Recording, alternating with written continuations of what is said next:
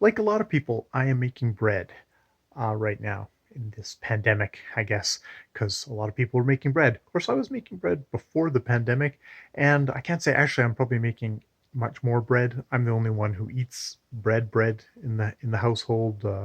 Jaja is finds the gluten no good. So, but I was listening to Dave and Alonzo talking to Ruth Reichel on one of their little offshoot podcasts of their main podcast, which is Linoleum Knife, and this is Linoleum Knife and Fork, where two movie critics talk about food. But they were talking to Ruth Reichel, who is someone who very much can talk about food. Great food critic.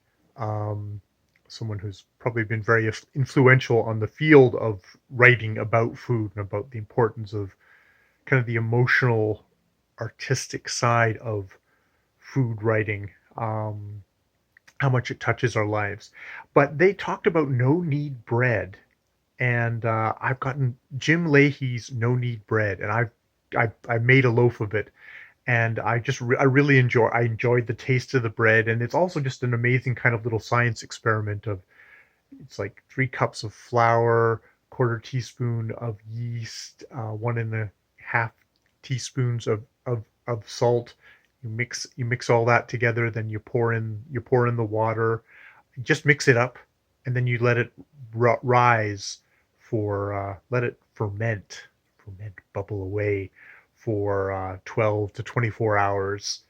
Then you dump it out, fold it over, let it rise a little bit longer, and then while it's in its last final kind of rising thing, you jack the oven up. I think it's like 475 degrees or something like that. You put in like a Dutch oven, or in my case, it's like a very heavy pot into the oven with its lid, superheat that up. And then when it's finished, the bread's finished its final 2 hour rise, you dump it in there, and then you put it into the stove for, I think is it 30 minutes or something? I'm not doing a baking recipe here. 30 minutes. And it's, yeah, just amazing stuff. Just fun science experiment. Really cool.